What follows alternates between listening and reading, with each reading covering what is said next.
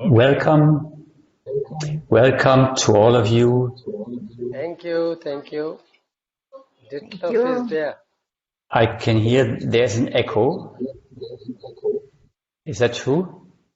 Yeah. For everybody? Yes. Hello, Ditloff. Okay, let's see. Maybe I have to leave you for a second and come back in again. Now it seems to be working better.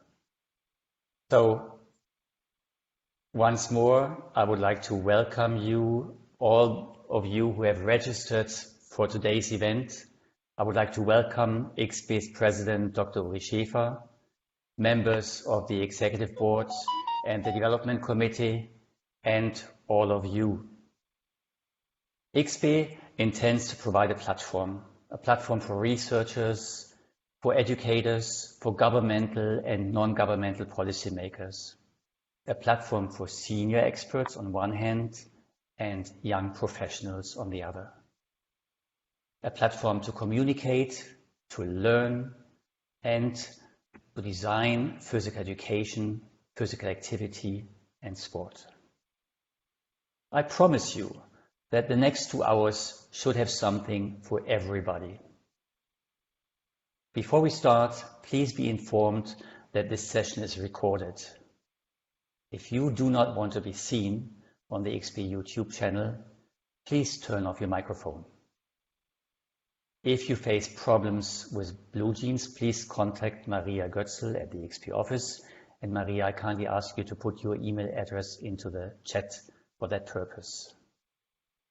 I now have the honor and hand over to EXP's President, Dr. Uri Schäfer. Please, Uri. Thank you very much, Ditleff. Actually, my very limited contribution to this webinar will be that I'm really happy to see all of you and welcome all of you, our executive board members, our development committee members, of course, our partner, the SPIRIT project. And for those of you who are not familiar with what SPIRIT stands for, it's the Sport and Psychosocial Initiative for Inclusive Training, which we will hear about later on. And of course, all the participants and our members who registered for this webinar. So without further ado, I wish all of us to enjoy this webinar, and thank you Team EXP, to Andrea, to Anne, to Maria, and of course to our Executive Director Ditleff Dumon, to whom I would like to invite to proceed from here on.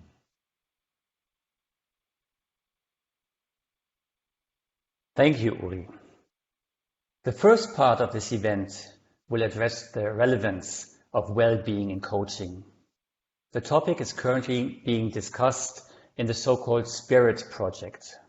We have 2 wonderful speakers for this first session.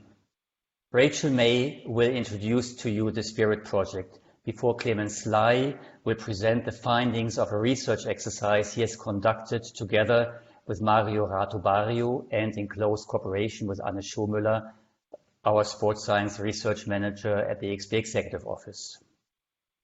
Rachel is the coordinator of the SPIRIT project, an excellent communicator, a promoter of teamwork. She does a great job in managing a multicultural project team with friendliness and with respect, effectively and output-oriented. She's currently a project manager with ENGSO, the European non-governmental sport organization. She runs her own Scotland-based company that offers tailor-made mountain hikes, and she's the former partnership manager for the Homeless World Cup. She has a master's degree in Middle Eastern Studies from the University of Edinburgh. Rachel, please.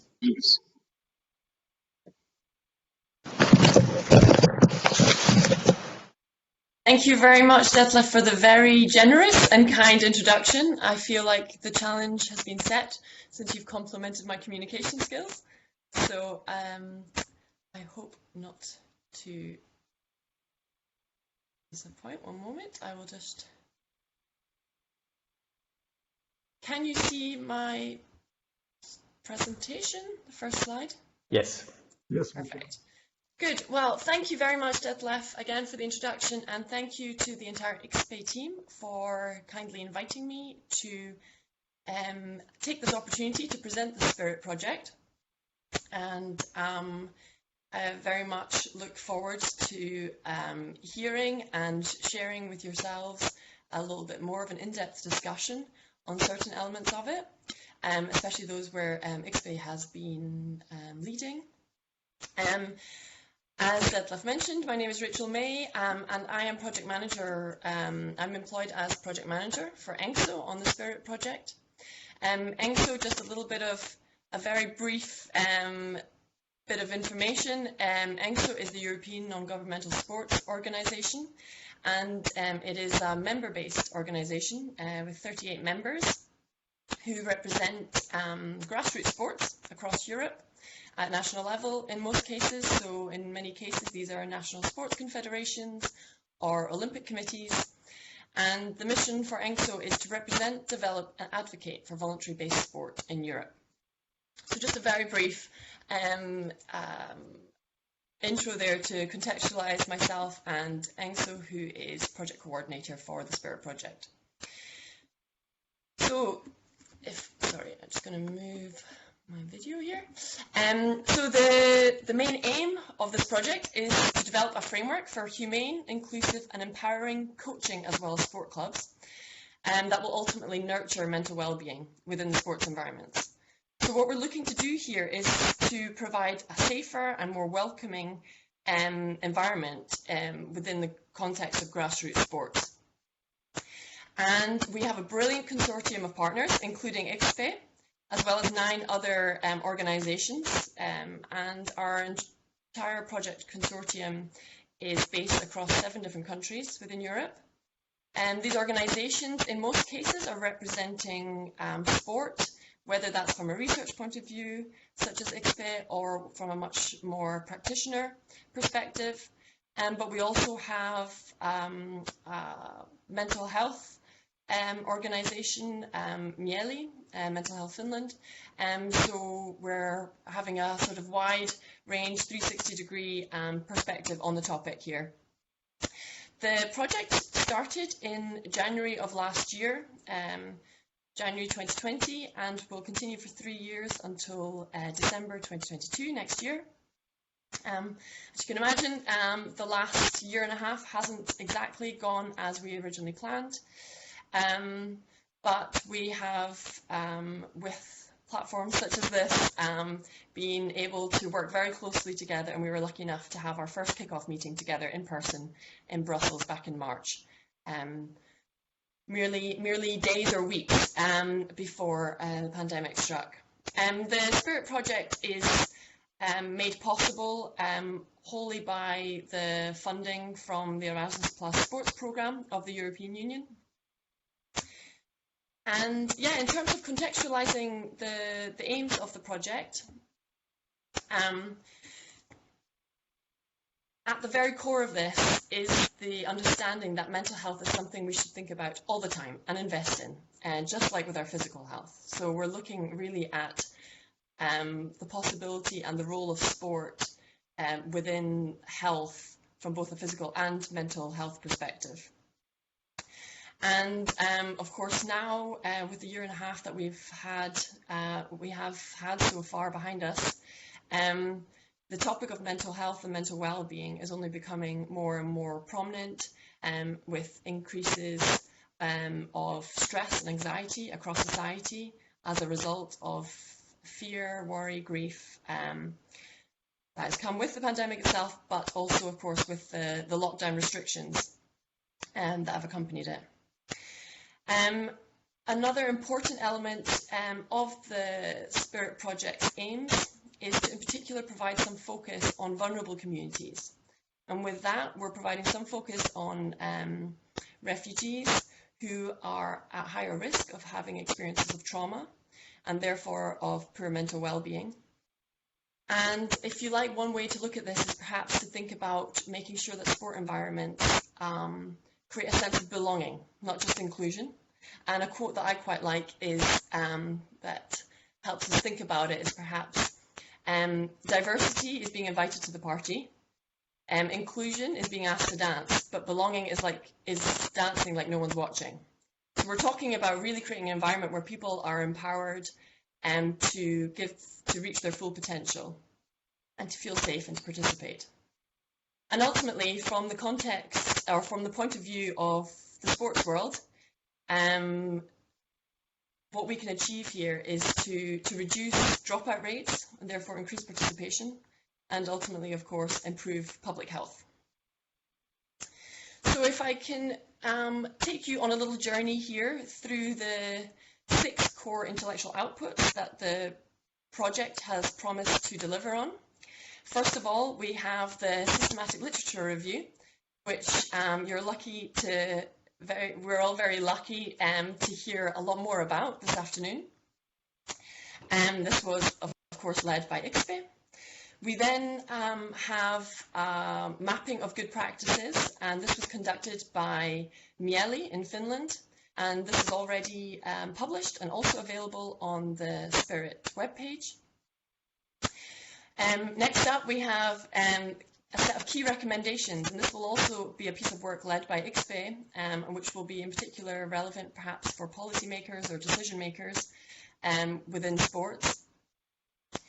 And we have a coaching handbook being led by the International Table Tennis Federation's Foundation. And this is a piece of work that is well underway and is a very comprehensive document for coaches, designed for coaches, giving very practical lessons and tools so that they can turn theory into practice, if you like, and start implementing new techniques to improve, to protect and to nurture mental well-being of their sports participants. And this content is going to be adapted into an online learning tool to in turn make this more accessible and to increase the reach and impact of the project.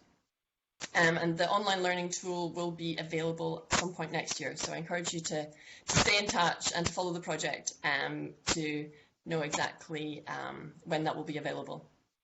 And finally, there will also be a monitoring and evaluation report that is ongoing, is a process that is ongoing, of course, throughout the project and will be available towards the very end. Throughout the project lifetime, we will be running national and international multiplier events. The aim of these is to disseminate some of these outputs. The national events will be run by our partners within their own countries for their own communities and stakeholders and networks. And we will have one final international conference for which the date and location is yet to be announced. So again, please continue to follow and stay in touch, and perhaps that's something you'll be interested in attending. And of course, I very much hope that that is also something that we can do in person. Yes, just here a summary. So the systematic literature review, which we'll be hearing about, as well as the mapping of good practices, are already published and available to download. Of course, with that first systematic literature review, there is also an accessible, even more accessible version, which is key findings document, which is quite impressive that ICSPE has managed to condense a very comprehensive piece of work into just a couple of pages of highlighted material. And otherwise, again, I do ask you to stay in touch, and if you have any questions, feel free to, maybe there's an opportunity here, but otherwise just to share in the chat and I will be in touch. And that just leaves me to say a huge thank you for your interest and for listening.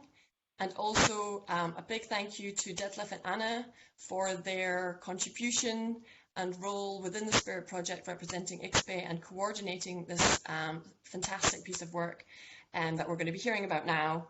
And a very, very big thank you to Maria and Clemens for their authorship and hard work in delivering the systematic literature review. Thank you very much for your time. Thanks so much, Rachel. Can I ask you to put this nice phrase into the chat, the diversity, inclusion and invitation one? I thought it was really nice, but I'm not sure whether I caught it, and maybe everybody else would like to check and use this as well. Thank you. Are there any questions to Rachel? Then please, this is a moment. We do not have very much time, but if you have any question with regard to the project, this could be the moment for you now to ask Rachel.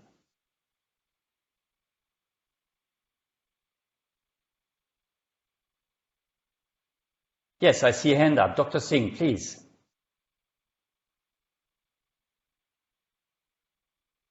Dr. Singh, your microphone is still wonderful. Yeah. Okay. Am I? Yes. It's really enlightening to know that mental health is very compulsory for coaching staff. That what about the mental health of an athlete who is undergoing a stress? During the Olympic, you see a lot of stress is there in the mind of athlete while performing. So is there anything to help them to manage their stress during the competition? Rachel, please. Would you like to respond to that? I'm probably not the expert that you need to be speaking to for giving concrete advice, but maybe I can just make comment on that, and thank you for raising it, because I think it's nice to provide, to mention something that's very current. Don't know if anyone else is getting up early to watch the Olympics every morning as well, but it's nice to see mental health being spoken about, that athletes are coming forward to and are able to speak openly about their mental health. This project in particular, and I'm afraid that's where my expertise is very specifically on the Spirit project, rather than on the findings yet. But I hope we'll have some sort of more concrete answers for you towards the end of the project. But yeah, the Spirit project is focusing on grassroots sports, but I think the elite sports is really helping, and athletes that are coming forward are really helping put mental health on the agenda and making us realize that it's something that has to be spoken about at the very early stages of sport when people are starting to participate. I'm sorry I can't give you some concrete advice on how that should be resolved, but yes, big kudos to those athletes who are stepping up to speak about it. But we got the direction that you are including and taking up mental health of the elite athlete also, those who are participating at the highest level. We would like to learn when your project is over. Okay, thank you. Okay, yeah, the focus is on grassroots sport, but I think there will be a lot of relevant overlap. Yeah, thank you. Thank you. Thank you, Rachel. Thank you, Dr. Singh. I think that the development committee will analyze the outcomes of this project and see how we can build on this in the future.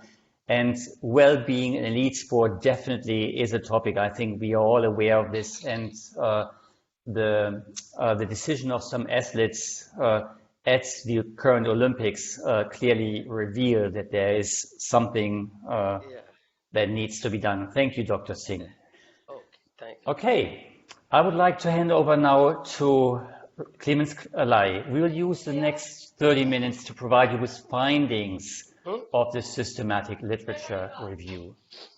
So Clemens will focus on the findings and not on the methodology at this point. How the team around Maria Rato Barrio, Anne Schomöller and himself conducted the review will be presented during the second part of this event. Clemens has obtained a PhD in sports science in Madrid in Spain. He worked as a postdoc in South Africa for 2 years and then for 6 years at the University of Vienna in Austria. He is currently employed at the Health Sciences Department of the University of Applied Sciences, also in Vienna. In his research, he focuses on physical activity and health, as well as on exercise and health psychology. I would also like to mention the other 2 authors of the team, Maria Rato Barrio. She holds a PhD in sports science and an MA in social cultural anthropology. And Anne at the EXP Executive Office, she was the focal point for this research task in the Spirit project. She holds a Master of Science in Clinical Exercise from Potsdam University and a bachelor degree in Sport and Health and Prevention and Therapy from the German Sports University in Cologne. Clemens, I was asked to tell you this, will interrupt his talk and give you the opportunity to ask questions whenever he's taken a break and gives you the opportunity to ask. Clemens, please, the screen and the floor are all yours.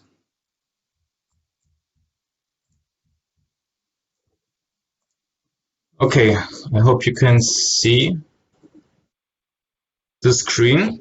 Yes, wonderful. Thanks. Sorry, I just have to get all the tables in one place. Okay, thank you very much for the invitation. And as Detlef already mentioned, I have to apologize that Maria Rato Barrio cannot be with us. She actually wanted also to present, but it's not possible for her, so it's up to me. And as Detlef told already, the systematic review was conducted by Maria, Anne, and myself, and I will present now the results. And I think Rachel already mentioned that the results are also published already on the ENGSO website and on the project website. And we also published these results in a scientific journal also, so that you also can have a look at that.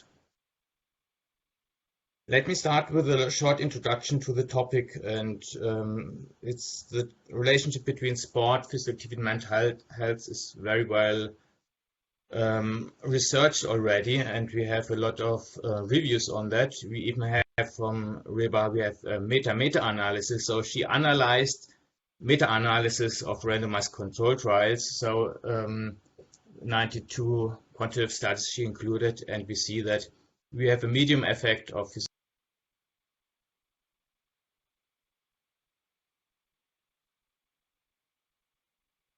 I cannot hear you anymore. Can anybody else?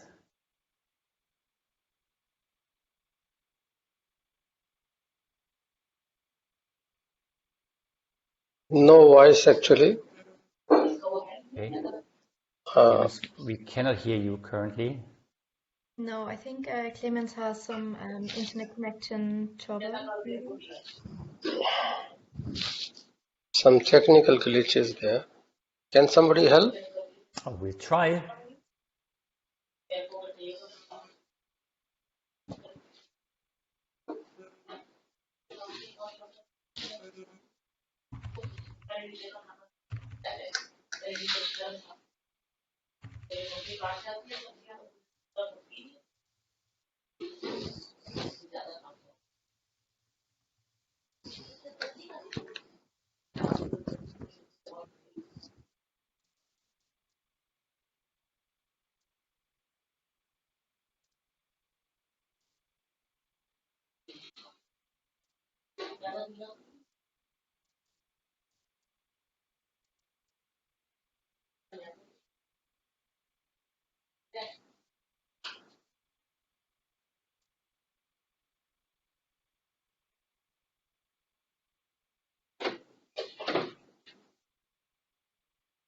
We're still trying.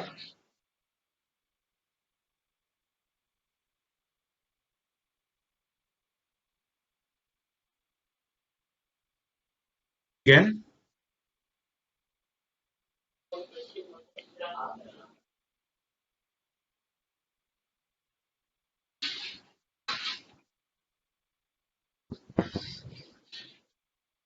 Sorry, I've been away. Can you hear me again? Yes, Clemens. Yes, I can hear you. Yes. But we would ask you to go back, please, to the previous slide, or to the top of this slide, please. Clemens, apologize for the connection. We don't have good weather here at the moment, but I don't know what happened. I'm sorry for that. I apologize. I hope it don't happen again. So just to introduce, so I already said that we have a medium effect of physical activity on depression and a small effect on anxiety in non-clinical population, and similar results we also have in the clinical populations. But that are good results, and if we consider that we have a placebo effect, that whatever we do, if we also just meet and do so little exercise that there's no training effect, we still have we have also effect of placebo effect. But if we count that out, we still have a clear effect of exercise on psychological outcomes. So this is good news. And often the question is, how much do we have to practice so that we have effects on mental health? There we see that in the review of Techen, we see that also a low dose of physical activity is protective. It helps for reducing psychological outcomes. So these are the good news. And if we look at the qualitative research, which also are reviewed in systematically, we see from Mason and Holt that there are a lot of aspects which are key aspects, like the social interaction. Later we'll talk about this in the coach-athlete relationship, and the feeling safe environment, that we can improve symptoms, and that we can, through sport, provide experiences that improve the sense of meaning and purpose and the sense of achievement, which is much related to self-efficacy also. Also, sport can create identity, which is also an important point, and which can improve mental health. And the role of the facilitating personnel, and what we speak now about is about the coach role, is crucial for providing mental health. Other reviews I don't want to go in. I want just to show you that there is, for all different age groups, there are a lot of reviews out there and a lot of knowledge already about the psychological and social benefits of sport participation. So now we have this literature, and they tell us that yes, we have this evidence, but we also know that people are not participating enough in sports. So we also have to consider how mental well-being is a facilitator for sport participation. On the other side, mental ill-being is a barrier to sport participation. So we have to see, and that's also something we want to speak about that in the review, is that if one is feeling well, he will more likely participate in sports, will do the sports, and will have the mental benefits. But what about those who are mentally not well? They will hardly participate in sports or even drop out. And then we have not these positive effects. Even we have negative effects of sedentary lifestyle, or of not participating, not being in there, so of exclusive. So in this context, that we know this, have this knowledge on this connection of sport and mental well-being, we conducted this review, and we asked us, how can we achieve these benefits? How can we achieve these benefits in the coaching context? And as Rachel also clarified before, we are not speaking here about the elite sports. We're speaking about here the grassroots and community sport coaching. Which factors influence on the well-being of the athletes, of the sport participants, and how do our behavior as coaches and our relationship to the athlete impact on the well-being? And finally, how can we promote it more? And that's also what the capacity building approach, which Spirit is putting forward, is what recommendation can we draw for this capacity building approach. That's one of the main aims of the review. So we see that we analyze the aspects of mental well-being, and I can tell you that this is quite broad. Mental health and mental well-being are quite broad concepts, and so we have quite a different aspects which are analyzed in a different study concerning well-being and mental health. We do not differentiate in this review between mental health and mental well-being, because we want to get both in. So we want to analyze both, because also different studies and different authors use these words differently, or sometimes are also interchangeable, but we included both of them for the review. So we are most interested in what are the types of delivery, how is the coaching delivered, and what are the effects on mental well-being, to draw later recommendations. So shortly about the study, more in depth, I will talk about in the next session afterwards. We conduct a systematic mapping review. We had a broad scope of topics. We we analyzed. So it is more about providing an overview, a mapping of what are aspects relevant for mental health in the context of coaching. We searched 3 databases, the Spot, Discuss, PsycInfo, and PsycArticles, and we looked up for terms which are related to sports, well-being, and then the coaching, but excluded therapy, rehabilitation. That means all the clinical part and the high performance. And we focus on adults, not on children.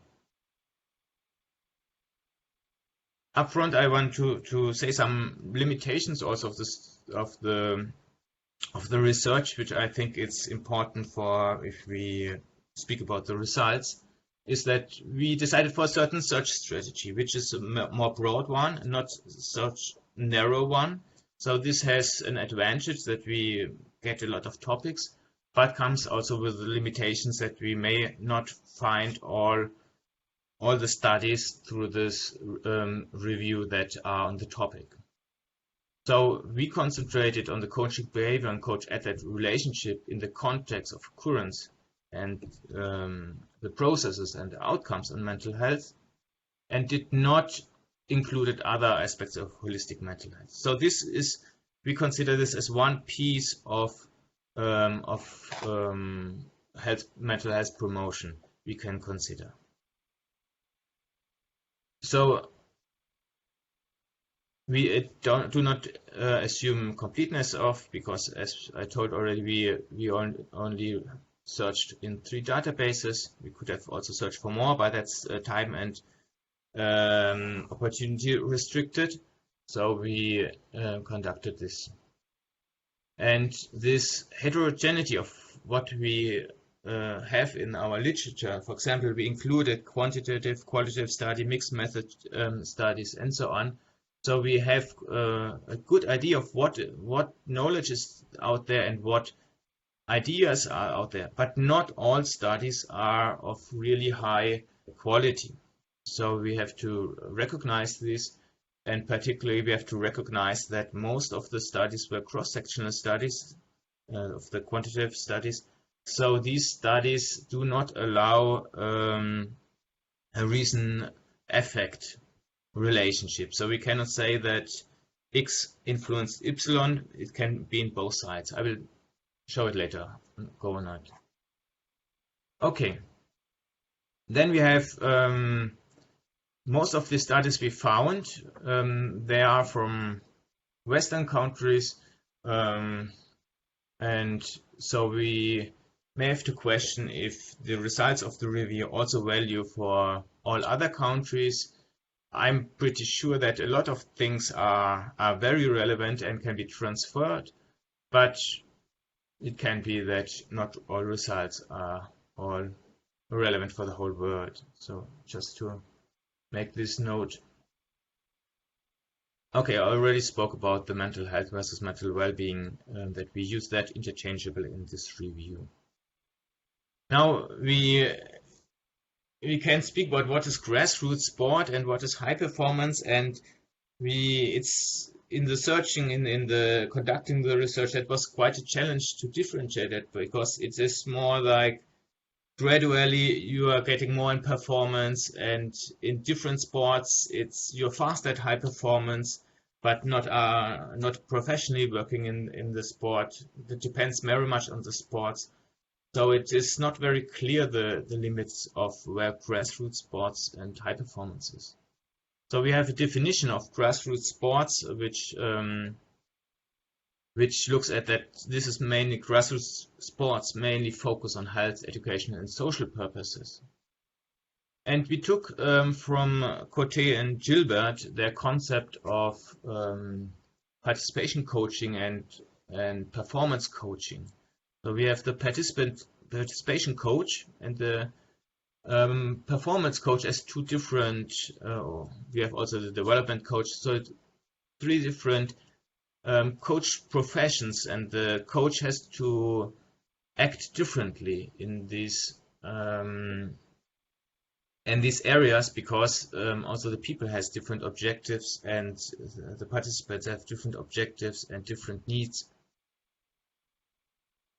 So we focus less on competition. Participants often are less intensively engaged in the sport as compared to the high performance. And we have the objectives more on enjoyment, health, and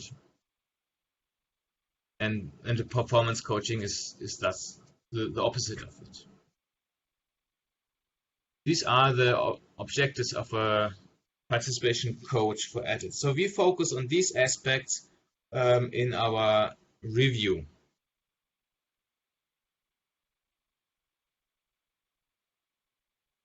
So before I start with the findings, I just have to open up if there's any comment in the chat or any questions you have so far. So I set the scene that the relationship between sports and mental health, and then the reasons why we conducted this research, and the method shortly described, and what are the limitations, which is important to understand the results afterwards. Before I start with the findings, is there any comment or any question?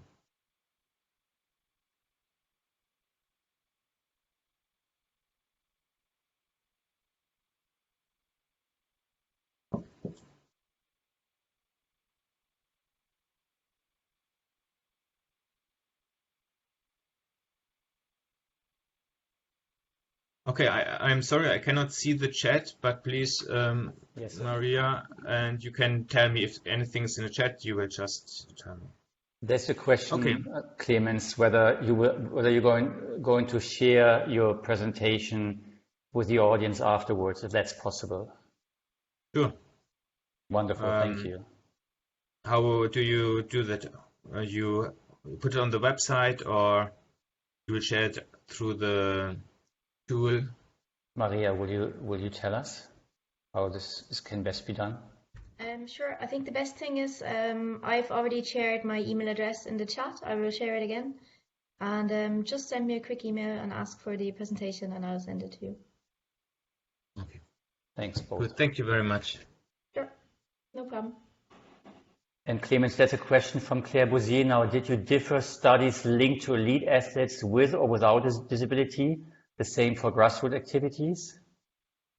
Sorry, I cannot see the chat. Can you repeat it, please? Yes. Claire Bouzier is asking whether you differentiated studies linked to elite athletes with or without disability. Was the ability criteria a criteria for you or not? And the same for the grassroots activities? No, we did not focus on persons with a disability. That was we had no study which we did not excluded them, but there was no study which focused on people with disability, and we excluded all the only elite sports independently if there was a disability or not. Okay, thank you. Probably we should have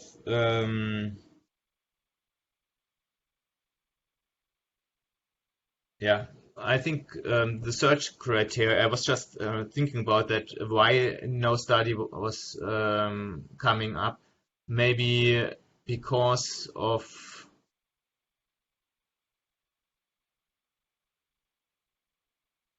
maybe our searching strategy was not sensible for this topic and did not yield the studies. It can be that there are studies on coaching, disability sports, and related to mental health, because that was our topic. We searched the literature for the coaching, the sport intervention, and with the mental health, and so maybe we didn't yield any study in this field. Thank you. Okay. There's another question, Clemens, if you have time for two more. Do you have any suggestion for another search strategy, as it was your limitation in the research? You mentioned that you were limited because of time. Are there any suggestions for another search strategy? Sure. I think we should take on more databases. I think we could analyze the Scopus or Web of Science. We could also look at PubMed. I mean, PubMed is more the medical side, and we excluded any disorder or illness, so we looked more only on healthy persons. So, but anyway, in PubMed also some public health review studies are included. So I would recommend to research more databases. That's one issue. And then the idea could be that now we have with this review an overview of aspects, and I will tell later that we have an area where we haven't found much studies, but I'm sure we could find more if we search them more in depth. So I would make a more narrow search strategy in certain topics to analyze. Then we have now this overview area, the topics which are pop up, which are important to address in a capacity building workshop, and later we can go more deeply inside in one or another aspects. Okay, that's my recommendation. Yeah. One more question from Beatriz Ferreira goes into a similar direction. We have information on immigrant population related to mental health on elite sport and grassroots sport. These studies also did not pop up. I'm still working in Vienna with war and torture survivors. In that case, asylum seekers with a mental illness, and I think there are little research on that issue, but we still have a connection if we look at this angle of sport inclusion, because there we have a lot of research, and then the mental health. But I still think that the mental health is a very little searched aspect in this direction. So I think we have a lot of studies on sports and social inclusion, but as social inclusion and mental well-being is connected, very connected, this I think is little research in this field. But if somebody's interesting, I can send an article. I think I have some articles on this topic. Okay. You can write me an email. Clemens, there are more questions, but I think we want to proceed. If we have time at the end, we would like to come back to these questions, okay? Yes, I agree. Wonderful. Okay, so the findings of our systematic review. We had around 2,000 hits, and we removed the duplicates. We screened title, abstract, excluded records, and so on. Full text screening we did with 282 full text. We read and excluded 220, and we later also discussed on which criteria we did that. So we have 62 studies at the end, so quite a lot of studies to analyze. And we had 9 qualitative, 44 quantitative, and mixed methods also. So we had quite a heterogeneity of methods used. This slide I only show you to get an idea of the topics we had, and we then mapped these topics which were in the studies and to the context of coaching, also the context and antecedents of coaching, the coaching behavior and the coach-athlete relationship, and then the outcomes and effects. And a lot of studies analyzed like this at the top here, this pink surrounded. These are more the negative effects of coaching on well-being, and we see that how research used, for example, controlled coach behavior related to extrinsic motivation and then thwarting of basic psychological needs and this is related to mental well-being. So this research was mainly based on cross-sectional studies. So the theory behind is the one which gives the direction. So these studies are very based theory-driven. And one of the most used theory was the self-determination theory of Deci and Ryan, which you probably will know. Actually, it's about more like 9 mini theories which are put together and which are quite well used in different areas and also in the sports area. And they start with this the assumption that everybody has these 3 basic psychological needs, not the physical needs, not the eating and so on, some psychological needs.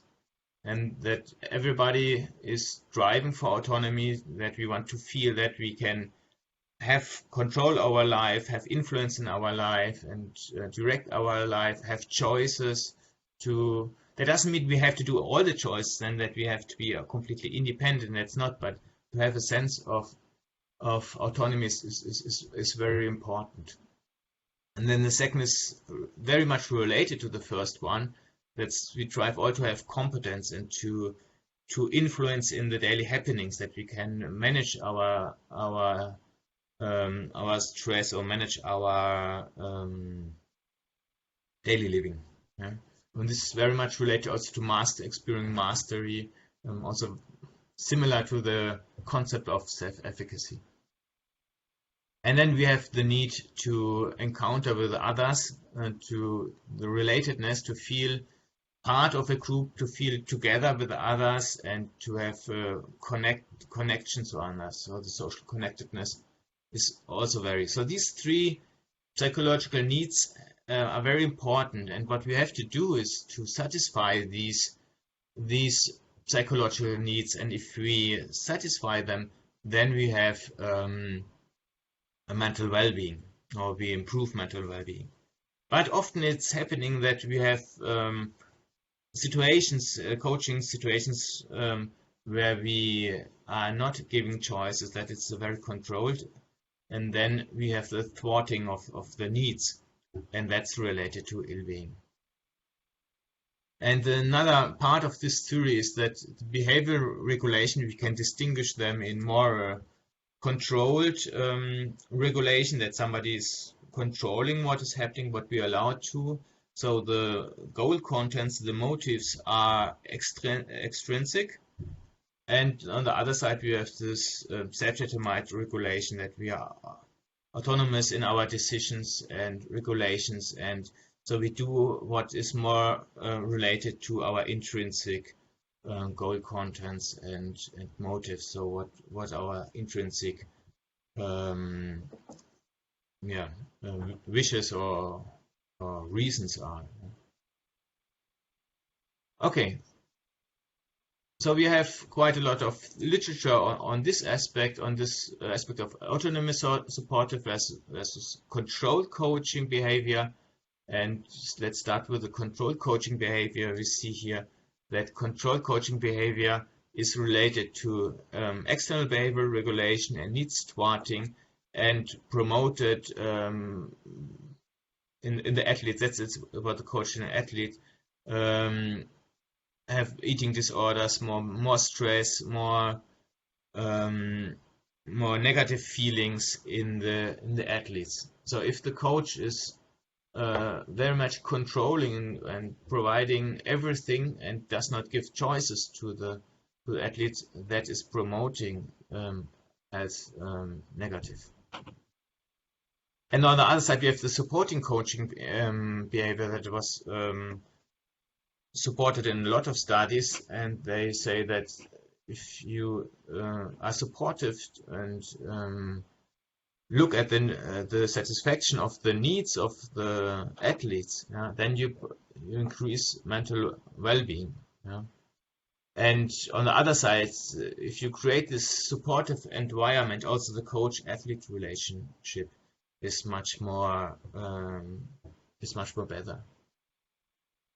So we see here this this perception and from the view of the athletes, that's the studies which are focusing, that were doing questionnaires to the athletes, that if they perceive the coach as more autonomy supportive, they perceive their competence and autonomy and sense of relatedness much higher. And these aspects are also influenced or moderated in this case by the goal motives and the goal achievements.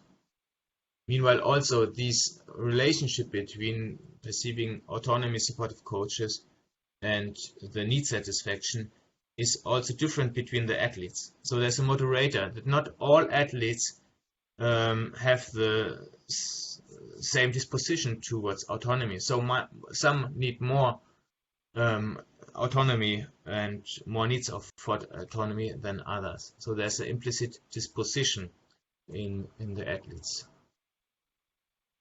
And another thing is that the climate we are creating in the coaching session, that's if we focus more on the task and empowering that they get knowledge, transfer knowledge to the athletes, if we have more like a motivation climate, that's also improving the well-being. In contrast, if we have like a more ego-involving climate. So it sounds good that we should focus on autonomy supportive coaches, and that we should support coaches in provide choices to the athletes, that they can develop themselves, to provide that they improve the capacities, the competences and the autonomy of the athletes. And therefore the coaches also needs to have empathy, a harmonious passion for the sport, not an obsessive passion to the sports. Yeah, if the coach is more obsessed, has a more obsessive passion, then he will be more controlling, and less autonomy supportive. And self-awareness of the coach is very important to provide this autonomy supportive emotional regulation. So these are all aspects that can be taken into a capacity building approach, to promote autonomy supportive. And the positive affective state, if the coach is well, and also if the coach's needs are satisfied, then he will also be more autonomy supportive. And so there's, for example, the situation of coaches. If the coaches have opportunities to develop themselves, to do things what they think are good in the coaching setting, and if they have a work-life balance which is good, this helps a lot, so that the coach is autonomy supportive and improves the health of the athletes. But unfortunately, the coaching context is not always so autonomy supportive. And this is a very nice research piece from Dennison. It's a more sociological approach, a qualitative study. And he's describing how the sport coaching is traditionally rather controlling, and taking place in a disciplinary environment where the rules are very clear. There's a lot of discipline which is needed to do the sports, and and that's rather thwarting the basic psychological needs and well-being. So it's a challenge for the coach. It's not so easy to say, okay, I'm autonomy supportive. So it's a challenge for the coach to be autonomy supportive, to provide choices to the athlete and not to control too much. I would say, if you read also the quote here, that the power can be productive and restrictive that one has, and in one moment a coach may have to take control of things, and another here has to provide autonomy. So this is quite a challenge to the coach. And Dennison calls that we need to go a little bit outside of this coaching context and question our coaching context to be able to have this distinction and to support more autonomy and competences. And important, we have to consider the power relationships. I won't go too much inside of the next things. You may know already a lot of negative effects which are happening in the sports setting, and we also have a lot of power relations that provide unfortunately the platform for misuse and abuse, and we have to rethink these power relations because they are absolutely needs thwarting. And then we have some sports which are in themselves, there are characteristics of the sport which is more positive or more negative. Yeah, if you have values like respect the other in the sport. So we also have some sports which are more promoting aggressiveness and less to promote values in the sport. So also we have to think about this. And the problem is that mostly the coach is grown up in the sport and is so much in the sport that he or she does not notice also the negative environment it can create, or this controlling environment. This is inherent in some sports. And another review or some studies we reviewed were also saying that the body and the physical appearance is a problem, that we have too much focus on the body appearance and should focus more on the body image. I'm seeing that I'm a little bit on the time now, so you all know these negative effects it can have. So what can we do now? Now coming to the conclusions. Yeah, in the first in the first place, we have to change the coaching context, or to revise the coaching context. Yeah, what is our behavior, our reasons and consequences of our behavior? How are we conducting our coaching? So self-reflection on our own is one of the key aspects, according to Dennison, that we think about our context. And a lot of things we think that is normal, and we have to question also the normal thing. Yeah?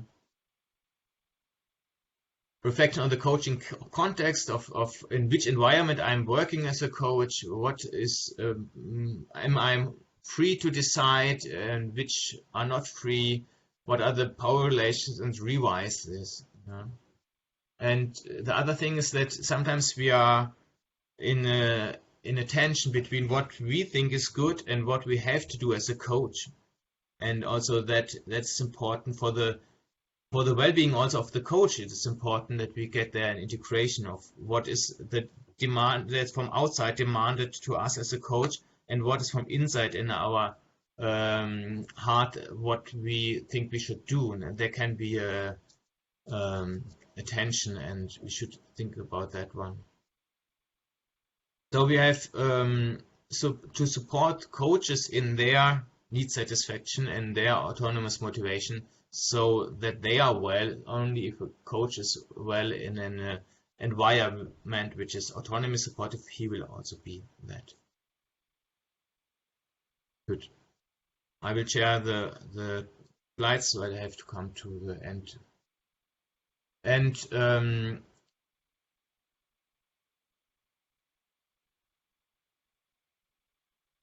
yeah, that are aspects which we can also refer to the coaching context, which I already mentioned somehow, and we have to here. You know, so we have to see how can we provide this autonomy supportive coaching. Yeah, so we have to see what are the personal goals of the athletes, what are their motives, what are their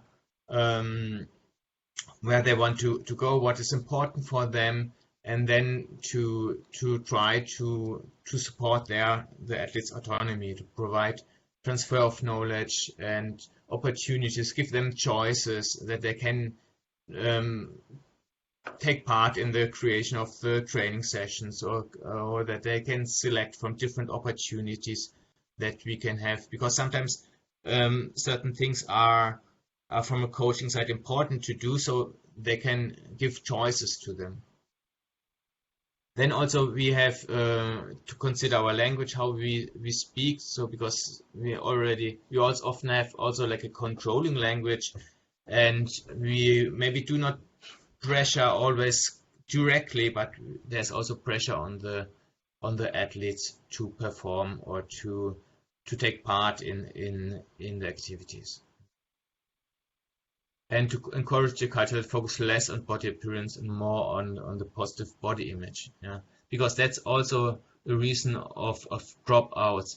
The focus very much on body appearance, and we know that in the sport team there's also problems with eating disorders. So, final remark, and then I'm stopping my presentation, is that it's not enough for us to promote well-being in the coaching context, that the coach promotes autonomous supportive coaching, but it's also important to consider how we are promoting mental ill-being actually through thwarting of needs. So we have also to analyze our behavior in the sense of if we allow the satisfaction of needs of the athletes. So think about the athletes' needs, that they can satisfy their needs. Yeah. And so we have this upwards spiral and this downwards spiral effect, and we should think of, okay, how can we promote mental well-being, but how can we also try not to that people are dropping out from our grassroots sports activities through, for example, mental ill-being. Okay, sorry, I'm a little bit over the time, but I'm still open for questions. Thank you very much for your interest in listening.